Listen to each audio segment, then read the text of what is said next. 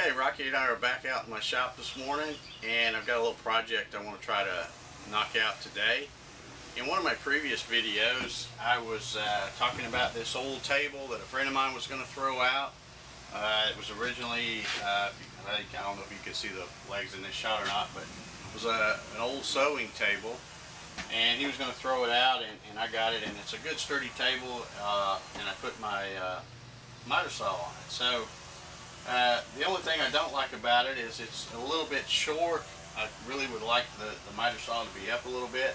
So what I'm going to do today is I'm going to build a kind of a platform or an upside down box, if you will, for this to set on. And what my plan is to get the height of the platform part of this, or the table part of this miter saw, so that it's the same height as my router table, which, as you can see, sits right next to my miter saw. And then that way I can use that as a long support. All I have to do is make sure I've got my router bit lower down below the tabletop, and I can use that for a long support, and it'll make it a lot easier to cut some long stuff, because I'm trying to keep everything simple in the shop. It's not real big, so that way I can really make some good use of this space and utilize that table. So anyway, so I've got some plywood over there leaned up against the wall that I think will work good for this.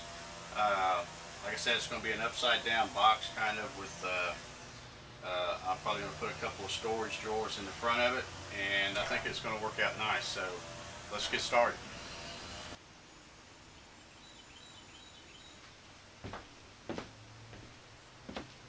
Okay, I've got the platform part of this little project completed.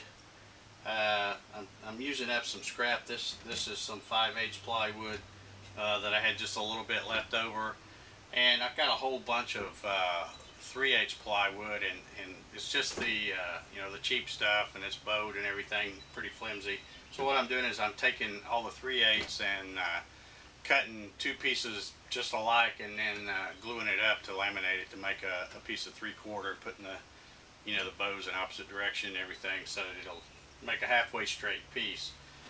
So now you can see that I've raised this up 3.5 inches. So now I've got it where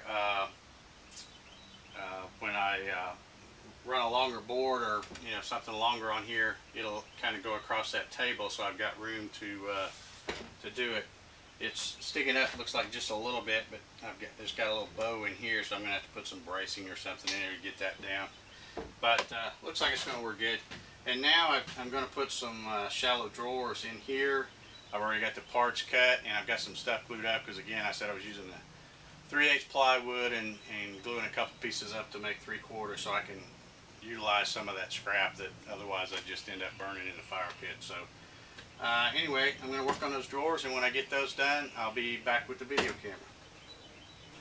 Okay, I got the drawers finished on my little miter saw stand here, and what I did, like I said, I was just trying to use up some scrap 3/8 plywood that was really kind of bowed and everything, and I took a couple pieces and laminated them together to make 3/4 to kind of stiffen it up. But anyway, I just made these little drawers, and I didn't make them all that deep. I made them, I don't know, they go back maybe 11 inches or so. But the way I made them is I made the sides where they're like runners, so it will help hold the drawer as you pull it out, and that's plenty of space I need, for the drawer. The other thing I did is you'll notice this thing is just kind of sitting on top of this other table, and there's no bottom to it under here, and it's because since I only had to raise this 3.5 inches to get it to go to the same height as my router table, which was the whole purpose of raising this up.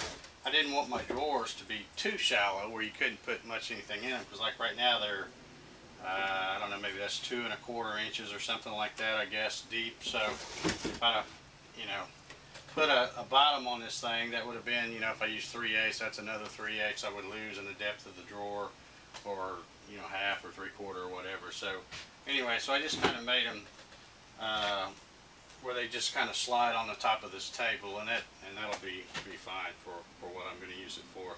Found a couple old knobs that I'm I don't even remember what those are off of, but I use those on here just to give me something to grab hold of.